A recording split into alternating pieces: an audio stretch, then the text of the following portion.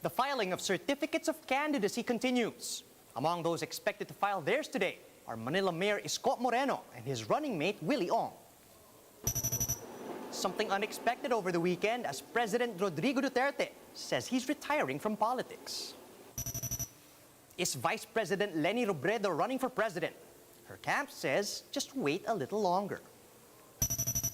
Magnolia and TNT scored their first semis win in the 2021 PBA Philippine Cup. And another Cebuana wins this year's Miss World Philippines title.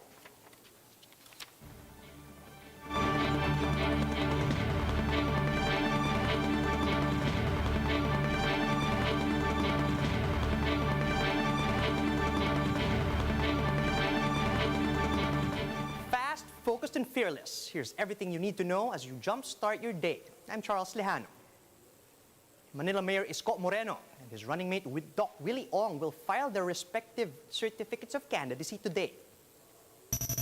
In a statement, Moreno's campaign team said the filing coincides with the feast of St. Francis of Assisi, the namesake of Moreno. The mayor's camp said Moreno shares St. Francis's concern for the poor, and the Moreno-Ong tandem is expected to arrive at the Sofitel in Pasay before noon to formalize their presidential and vice presidential bids. The third day of COC filing once again saw several individuals and groups formalize their candidacy for the 2022 elections. Maricel Halili gives us a recap of COC filings last Sunday in this report.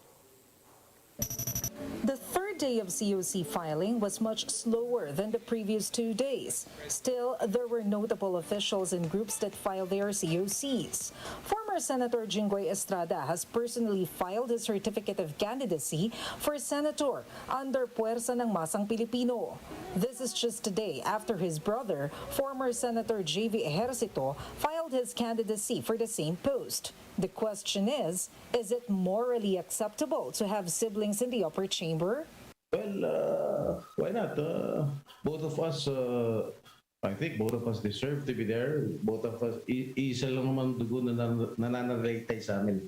Ang dugong para manilbihan sa ating mga kababayan.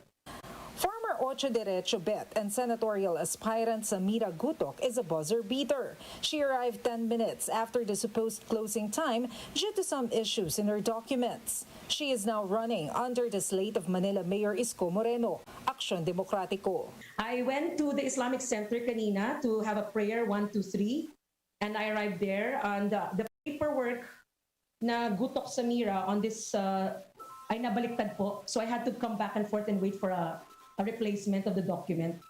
So very much, ma'am, very compliant with COMELEC regulations, the strictness and the rigor. As a former NAMFEL volunteer, alam ko po pag isang letra magkamali. So talaga po, isang-isa, baka nininervous po ako, nagkakabaliktad yung last name naging first name. Meanwhile, a Marcos and an Aquino sent the same representative to file their candidacies. A certain Tiburcio Marcos is vying for presidency, while a certain Luz Lalaganda Aquino wants to be a senator. Majority of the filers today are seeking for seats in Congress through party list. One of them is Manibela, a group of drivers and operators disappointed with the current administration. Kung gigradean talaga si Pangulo, siguro nasa kalahati po. Kalahati as in parang 5? As in 5 kasi never ko narinig na kumusta yung transport. So, narinig po ba tayo? Another driver's party list is one UTAP. If granted with Congress seats, they vowed to pass an ayuda law for ordinary drivers and operators.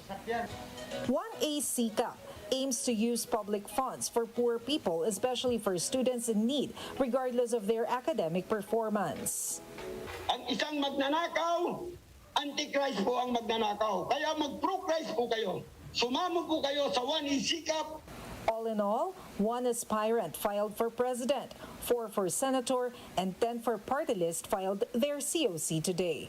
No one filed for the vice president. For News 5, Maricel Halili, We Are One News.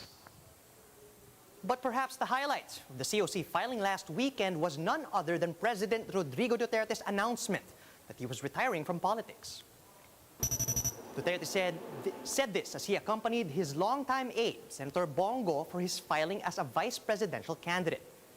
The chief executive explained that he will no longer be running, because public sentiment on his earlier decision was clear. The overwhelming, I said, sentiment of the Filipino is that I am not qualified and it would be a violation of the Constitution to circumvent the law. And so, in obedience to the will of the people, sundin ko ang gusto ninyo. I announce my retirement from politics. And as President Duterte hung up his gloves, his former aide took up the vice presidential bid that he had been eyeing. Senator Bongo filed his COC as vice president in a surprise move over the weekend.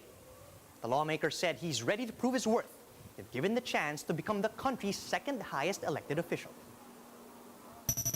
I will be a working vice president na gagawin ang lahat ng aking makakaya para makapagsilbi po sa inyo lahat.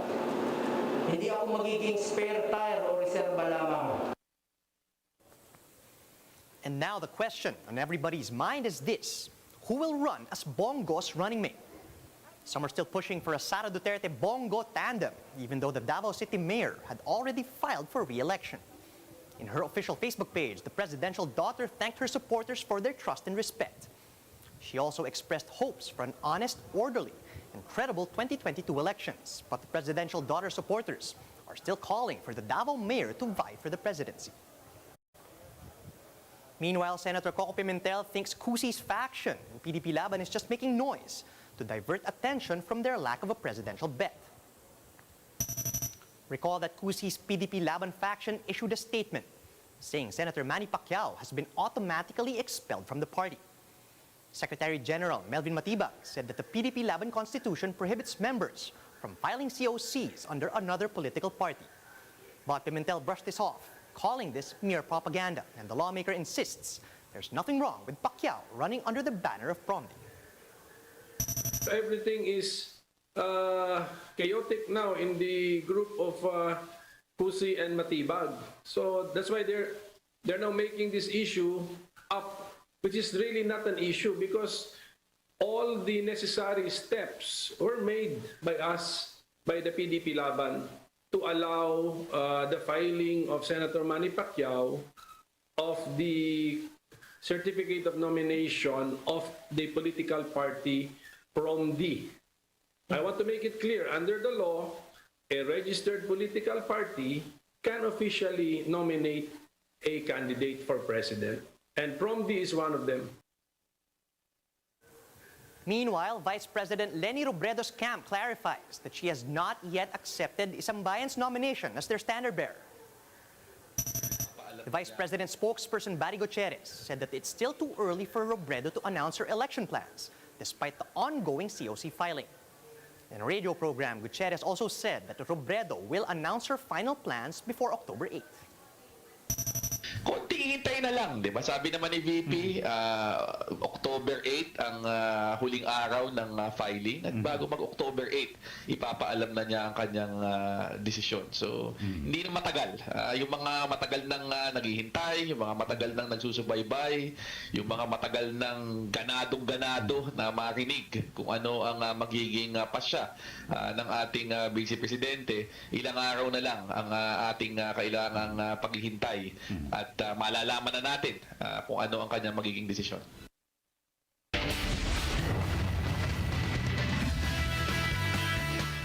TNT and Magnolia gained the upper hand in their respective best-of-7 semi-series after yesterday's doubleheader.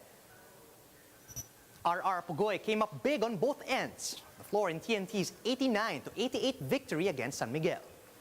After fronting the Tropagigas offense with a season-high 23 points, the Guard also stuffed Marshall Lassiter's game-winning attempt to secure Game 1 of the Battle of Premier Franchises.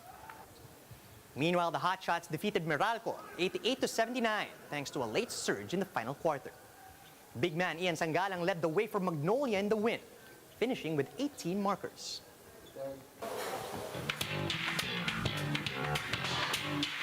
Cebuanos are out to conquer not just the universe, but also the world.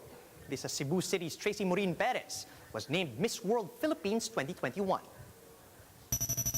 Perez beat 44 other candidates during the coronation night on Sunday at the Subic Bay Exhibition Convention Center. She also took home special awards, including Best in Swimsuit. The Cebuana Beauty Queen will be representing the country in the 70th Miss World pageant to be held in December in Puerto Rico. And that's how the day is shaping up to be. Join us later at 10 a.m. as we monitor the day's biggest stories from sunrise to sundown. You can also catch One News on Signal Play. Just register for a free account at www.signalplay.com so you can stream One News live anytime and anywhere. I'm Charles Lejano. Mask on, wash hands, and stay safe, Philippines. We are One News.